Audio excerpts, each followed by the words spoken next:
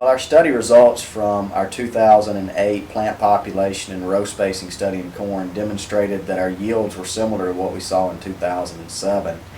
In 2008, our irrigated yields increased from 201 bushels at 28,000 seeds per acre to 221 bushels as population increased to 36,000 seeds per acre. However, we didn't see any increase in yield as populations reach 40,000 seeds per acre.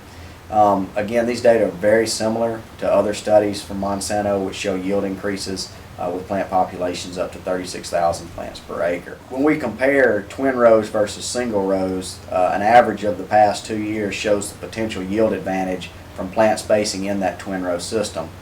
Corn that was planted in twin rows at either 28, 32, 36, or 40,000 seeds per acre was 16, 18, and 20 bushels more than corn planted in single rows.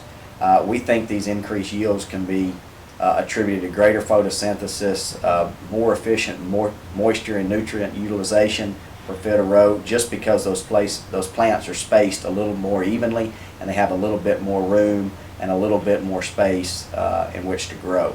When we look at the results comparing all populations and row configurations in both the irrigated and non-irrigated studies, all twin row configurations had higher yields than their single row counterparts, with the exception of the 32,000 non-irrigated plot. When we look at the 2 years of this study, we definitely had greater yields with the irrigated corn planted in twin rows as we increased population.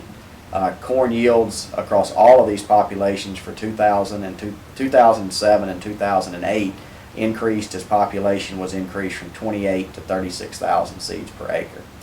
An increased plant population of a hybrid with a good strong root system, good strong stalks, can have greater yield potential than that same hybrid planted at a lower population. And the reason we see this is because as we get more plants per acre, we in turn get more ears per acre, which contributes to the overall higher yield. One of the things that this experiment also demonstrates is that corn grown in a twin row configuration is a lot more evenly spaced, and it can actually produce a thicker canopy. It closes earlier, and if you came and you looked at these plots early during the season, you could definitely tell that more light hit the ground in the single row spacing versus the twin row spacing. And whenever we can actually capture more light, that increased light capture gives us more light interception for more photosynthesis, and again, when we improve the nutrient and soil moisture uptake, that results in the potential for increased yields.